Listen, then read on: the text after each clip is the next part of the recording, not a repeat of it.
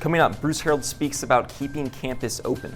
And later, women's swimming takes action to save their sport. Welcome to DITV Now, your flash update on all of the biggest headlines coming out of the Daily Iowa newsroom. I'm John Chenoweth. And I'm Catherine Raver.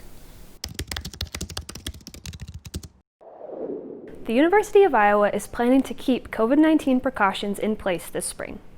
In a Daily Iowan exclusive interview, President Bruce Harold said his biggest concern was keeping students enrolled at the university. He said keeping campus open was crucial for students this fall. And just taking a simple answer and shutting things down could have been really damaging for a number of your peers' academic careers, and to the point that maybe they would have dropped out. Harold didn't commit to a plan for the spring, but said that hybrid classes, mask requirements, and social distancing will continue. The UI also canceled spring break while lengthening the winter semester. 1,985 students have tested positive this semester.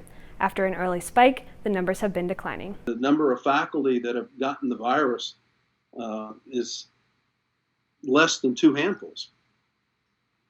And when you actually do the contact tracing, it's not from in the classroom. I'll speak for myself. I think we all thought that the residence halls were going to be problematic. We've had cases, but not very many. The real issue we had was in the off-campus scene. Stay tuned for more updates on this interview with UI President Bruce Harold. President Trump and Democratic nominee Joe Biden went head-to-head on the national stage for the first time last night.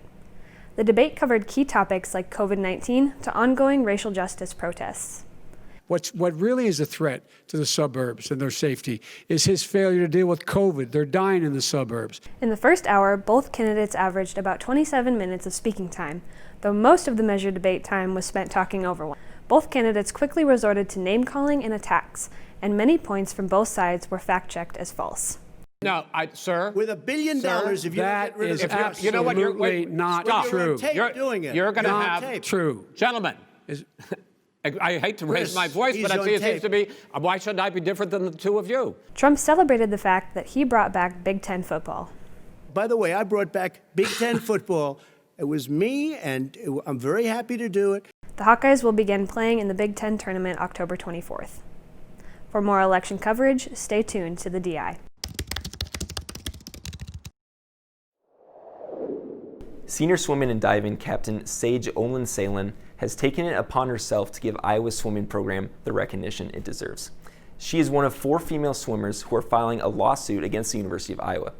They are arguing that the university's choice to cut the women's swimming and diving team violates Title IX.